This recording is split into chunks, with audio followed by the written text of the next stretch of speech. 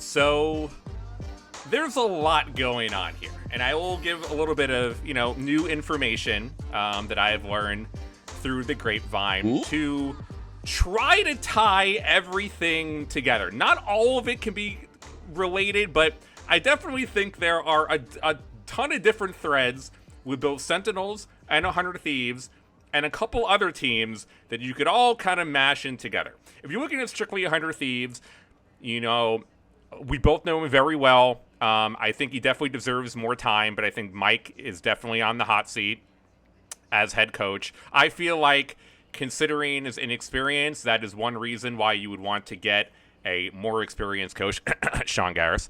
But at the same time, if it's to drop him in this situation, this scenario, he deserves another season to get another test run to really see what he can do. So I think in some ways it's going to be kind of unfair for Mike if he is let go after this one time. But in other ways, I feel like if you're 100 Thieves, you got to look towards the future and you got to go back to what was working, and that's Seangares, and try to get the more experience in there.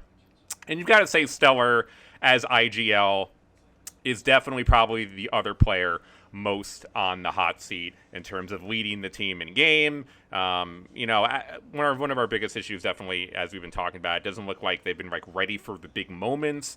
Some of that's on the coaching staff, but you got to put some of that on the IGL too, and the decision that he's making, and kind of getting the team all ready for these moments to have a deep run, especially a team like 100 Thieves who has championship aspirations. It is really, with an owner like Nadeshot, it's championship or bust. It's not going out first round of LCQ. So you automatically know that heads are going to roll for this team. I thought Cryo actually did play really well. And he seems like a player that has locked himself in there. But as I mentioned last week, who knows what could happen in the free agency market. And for Derek as well, as I reported, on the show last week, M80 do want to stay together and run it back for next season, but money could talk.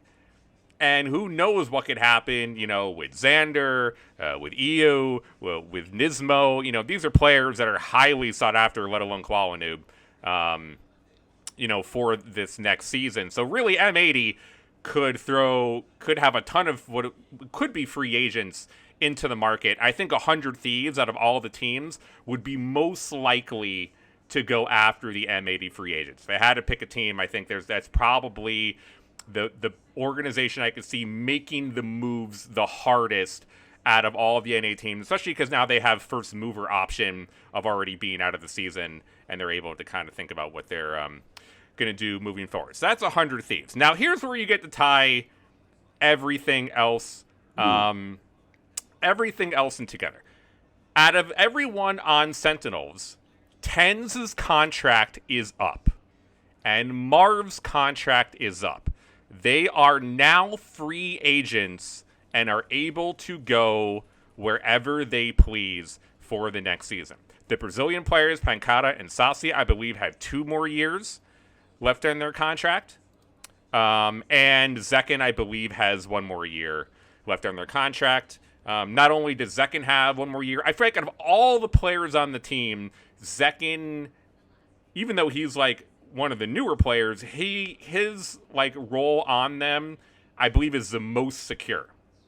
I still believe out of him and TenZ, he has the most versatility in the amount of agents that he can play. I think he definitely stepped up and performed really well.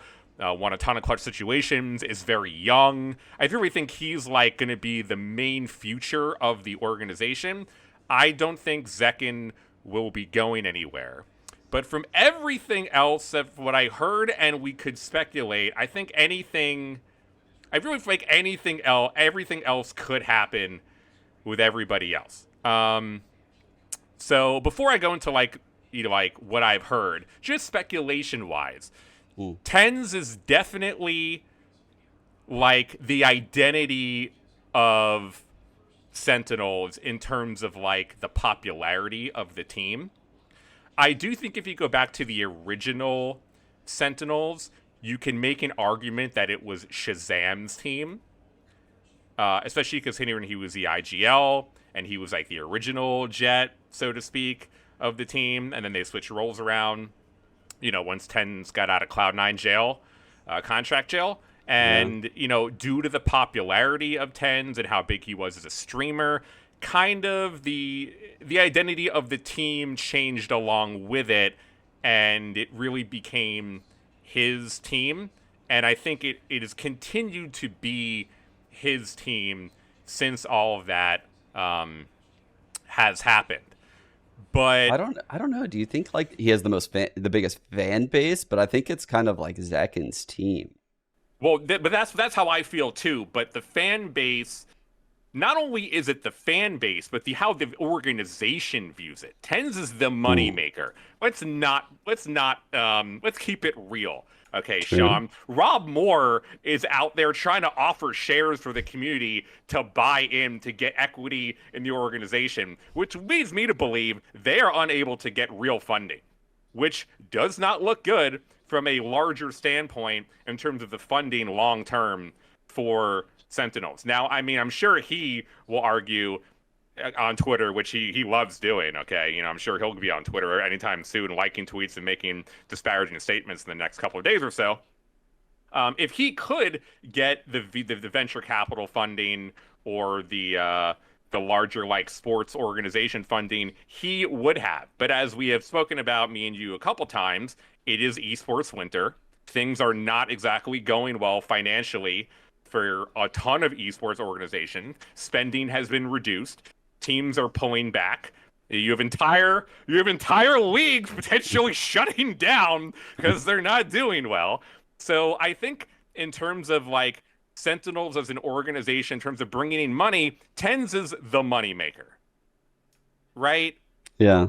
It's hard to, I feel like, disagree with that. So although I think I agree with you that Zekin is like, maybe it is his team. Maybe he is the star young player now.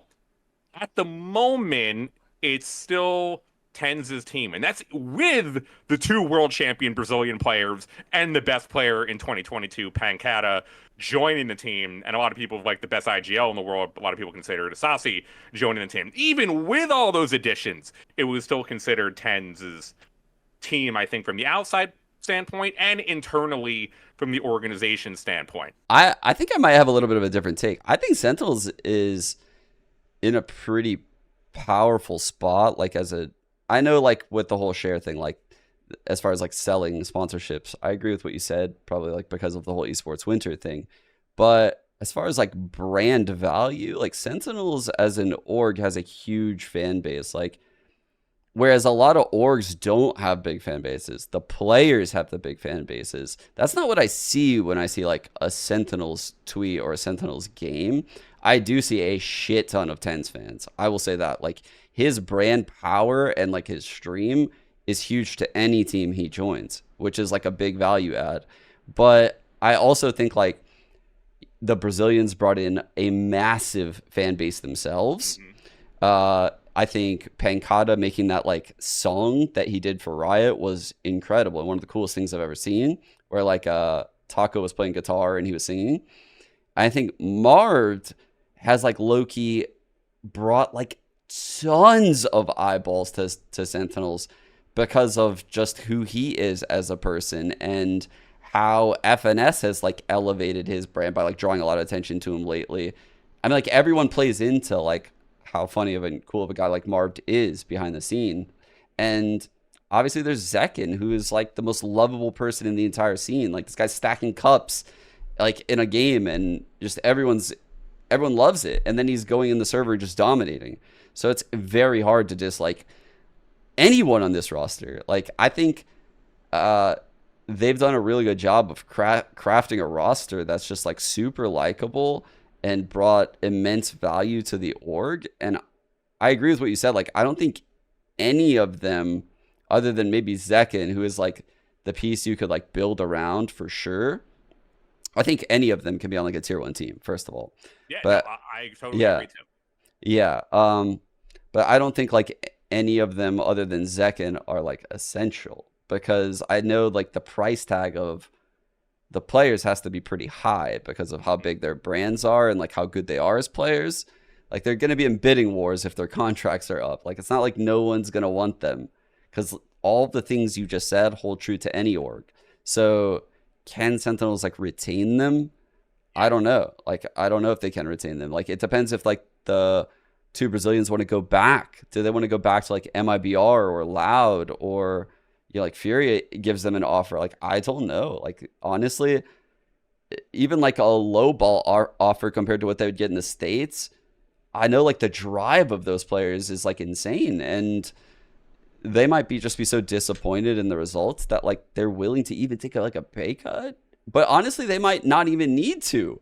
Like those orgs are not in necessarily like the driver position either, and these players have elevated their brand over the last year. So I feel like it's gonna be really hard for Sentinels to retain all 5 of these players. The Brazilians in second are under contract. Okay. So only Marv and TenZ are free agents. I mean, for one, by the way, to your point of taking a pay cut, there might be some argument, which is not exactly related to anything, is that all professional players across all esports might have to take a pay cut, with maybe Valorant being and Counter-Strike being like the one exception due to the economic situation of the entire industry. Pro player salaries have been scrutinized by a lot of people of maybe needing to come down. So it's not entirely related to this situation, but that might be a thing that happens. But okay, so now going back to kind of tie all these teams together, first and foremost, I do think personally that one, Rob Moore seems to be a little bit unhinged in the way that he runs this organization. Like, it wouldn't surprise me if in the next couple days he fires the entire organization except the players under contract, Tarek, and the social media team. Because it seems like he just does whatever he wants without really thinking about much of like what he's doing. Okay, I'm not super impressed with the way Rob Moore is running things. So if it was between the two options, I think it's TenZ wanting to leave, not Sentinels not wanting to bring TenZ back. It's Sentinels wanting to sign TenZ and TenZ not wanting to come back. Between the two options, this is how I feel like the most likely scenario would go. And with that, what would be more of a perfect option for TenZ than 100 Thieves, where his girlfriend is currently signed and whose owner seems to love him and watches his games all the time and speaks very highly about him and wants to co-stream and join the stream with him. Now, we've talked about how Cryo is still a part of 100 Thieves, and he seems like maybe the best player on the team right now. So there's not a total necessity of removing Cryo, but let's just say TenZ put 100 Thieves throws a bag at TenZ, which I definitely feel like is a realistic scenario of a situation happening. You've got to think if you're TenZ, you would consider that option. Like, of all the major organizations out there, it fits the most. You already have a ton of experience there. They're one of the biggest brands. So going from Sentinels to 100 Thieves, you probably lose no clout value in terms of like your internet presence over there. In a lot of ways, 100 Thieves have a much bigger like non-esports content creation platform, and TenZ, loves streaming, and who knows, maybe he just ends up being a streamer too. So that would definitely pivot in terms of like later on in his career, moving away from Sentinels. So I do think the TenZ to 100 Thieves storyline makes a lot of sense, even with Cryo currently kind of secure on the roster. Do you feel like I'm full of shit on just this specific? So I don't feel like you're full of shit. Like, I think even when I was building the team, like, we were very interested in TenZ. Like, I'll be upfront, but it was very difficult to get him, and it was kind of like, it ended up being just like an afterthought. All the things you said are definitely true, but what you said at the end is also true. I think like Cryo being there, that creates a little bit of a complication here, because I think Cryo is an insane player, and he's proven to me like he can be the star player of a team. So But then again, like TenZ has also proven to me recently, like he can play, like flex into like KOs and stuff.